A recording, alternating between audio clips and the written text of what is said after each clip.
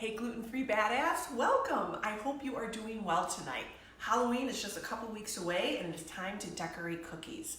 But sugar cookies can be so hard when they're gluten-free. And I didn't even try to make that pun. They can be rock hard and like hockey pucks, and they're not even worth eating. And they taste terrible and the texture is awful. So tonight, together we are going to make some chocolate sugar cookies, because doesn't that make like such a nice contrast for the rest of the frosting that we're going to do, and we're going to make and decorate Halloween cookies with royal icing. All right, let's get going. So the first thing is we want to get our butter, our sugar, and our honey. All right, and the big thing is, you may remember from past episodes that we really want the honey because it helps keep the cookies soft. It not only adds moisture, but it helps retain the moisture, because there is this thing that happens with cookies called moisture migration. And it just basically means your cookies start to get stale really fast. And we don't want that. We don't need that. And that's part of what xanthan gum does, is that it helps keep that moisture in. And we do not want that, because that often causes many of us stomach aches. And so that honey is like just this perfect natural way to take care of that. Alrighty, so let's get started. As usual, we're gonna time this thing. We're gonna do it about 30 seconds and scrape it once in between. Can take a look. We're just using granulated sugar because this recipe also will make, probably in a couple months, maybe around Christmas, we'll make the vanilla version. And what we want is, we don't want it to kind of be a tan color. We want it to be a beautiful yellow, soft color. All right, so let's take a look at this. All right, as you can see, it's starting to blend wonderfully. We are going to scrape it and just do a touch more. Now, I'm curious, what holidays do you make sugar cookies for? And I usually like Valentine's Day. I love it when it's Christmas, Halloween. Do you ever do like St. Patrick's Day? Ooh, Easter. Easter's very fun too. We just had Columbus Day. I'm not sure what kind of cookies we would make for that. Maybe some nice chips.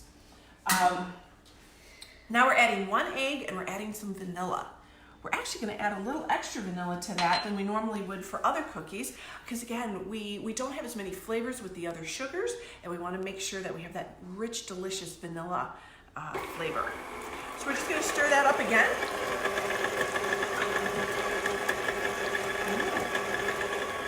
And so now, Caitlin, I see that your grandmother used to make wonderful cookies as well. I would love to taste those.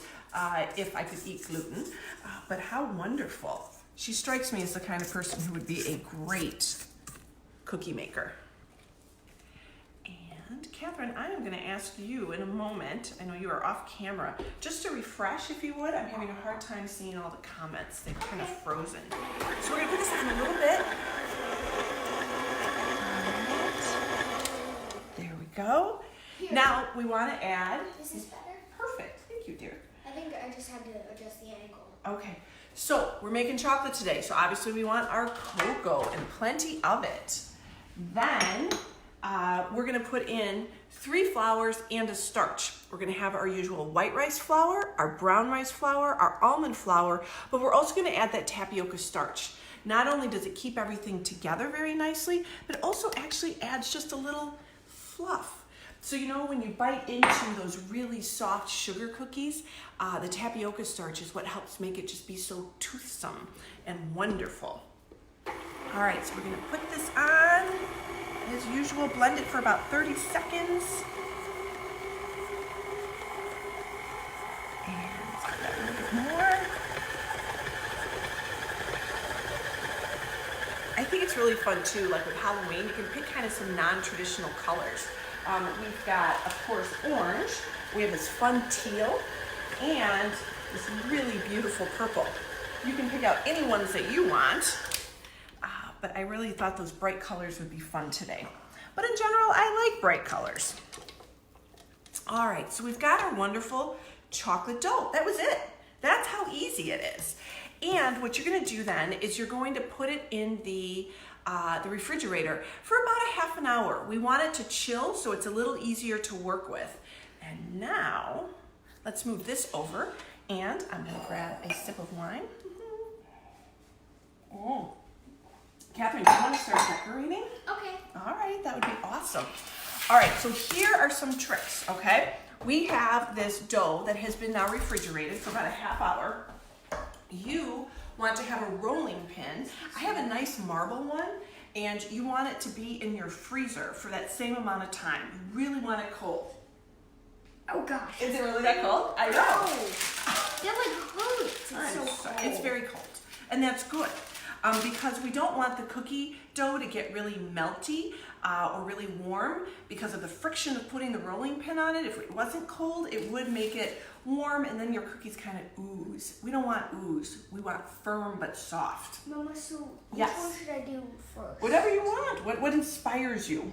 I'll do a pumpkin. Okay, do a pumpkin. Purple pumpkin. Yes, and I can't decide. Are these cats or are those werewolves? Those are cats. I think they're cats. Really? I think they're like black I cats. like to imagine them as werewolves. We can imagine them as anything. Okay, this is true. We all get to pick our own. So what I'm doing here is I put an extra piece of parchment paper on top because then we don't even have to worry about it like sticking or adding extra flour or sugar. It doesn't stick to the rolling pin at all. And what we want to do is we want something thick. I really like my sugar cookies really thick. Do you like yours thinner and crisp? I am curious. I like mine with a bunch of frosting. Oh, Kelly, you are watching as well. And Felix, how are you, Felix? We just saw you the other day. I hope school is going well as you're back into it this week. I don't quite see. Oh, and then Allie. Hi, Allie. How are you? So glad we have such a fun group tonight. This is awesome. All right, so let's see where we're at and how thick it is. Ooh, now I know Andrew, our cameraman, really likes thick. So we are gonna keep that very thick for him. I'll put this over here.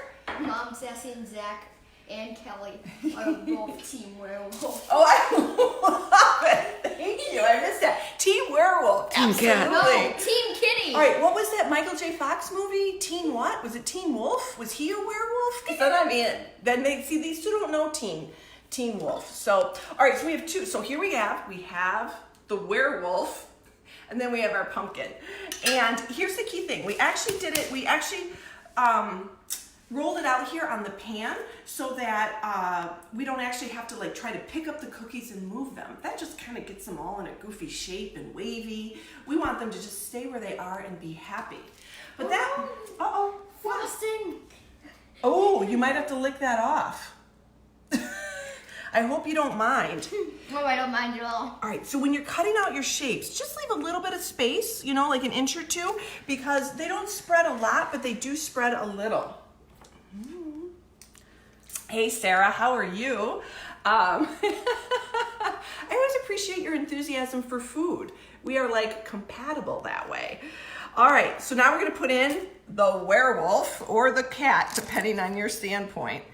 And there we go. Now, and what we're gonna do next is then we just peel off the excess. Look at that. And we throw it back in a bowl, and then we can just re-roll it later.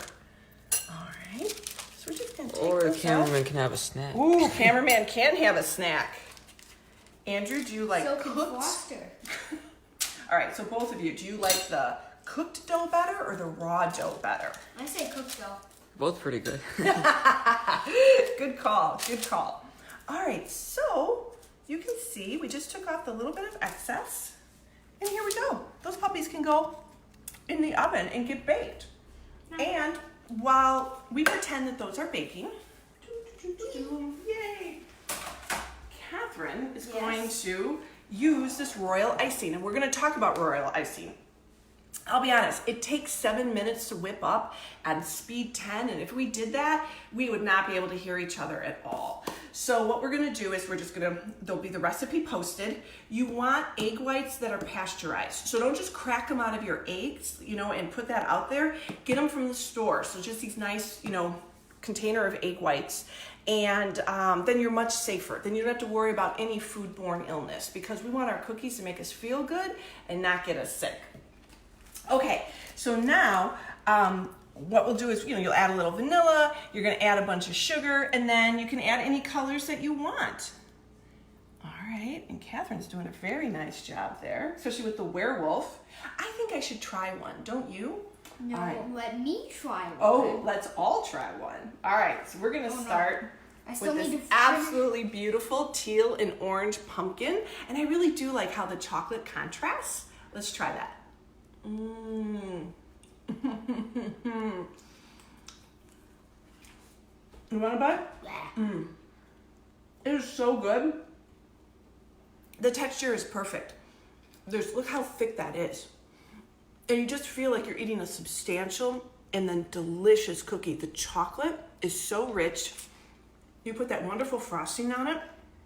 Actually, technically, it's icing. And what'll happen is this can actually harden overnight, or you can just eat it right away and don't let it harden at all. What are you making? You making a face? Yes. Awesome. Smiley. Oh. I'll take the smiley cat. Okay.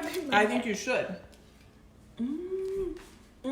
Deborah, I saw that you missed the ingredients. Don't worry, I'll be posting them.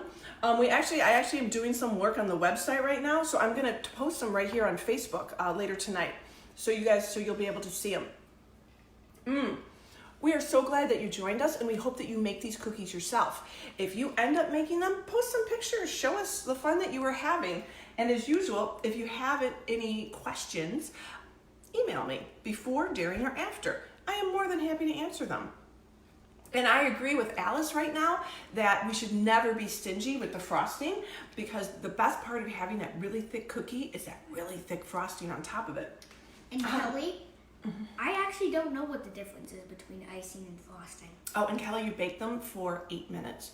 So the difference between icing and frosting is usually, it's a little, I would say it's fluffier, and it never really hardens. So it's what you would put on a cake, both the inside and the outside of it. But then if you wanted to put very special decorations, you put icing. Icing has egg whites in it, and it will harden, and you can do very detailed work with it. You could use very nice, piping tips. We just cut off the ends of a bag, which is a very good way to eat it as well, and use it. But if you want to be more precise, absolutely. The nice thing too about icing is, have you noticed it didn't move from where she put it? You could always smooth it out a little bit with a knife if you wanted to, but the key thing is where you put it, it stays. Frosting sometimes likes to migrate, and so this is the nice difference. Another little fun fact, this actually used to be known as egg white icing back in the 1600s, but in 1840 when Queen Victoria got married, and on her cake she had lots of decorations with icing, with this kind of icing, and it was called, Wickedly Wholesome, nice. And it was called royal icing since then, and every British royal wedding since then has had royal icing on it. Who knew? All right, as always, keep being you, never compromise on that. Please be sure to like our page. If you would hop over to YouTube and subscribe to that as well, that would be awesome. But meanwhile, enjoy your cookies and happy Halloween.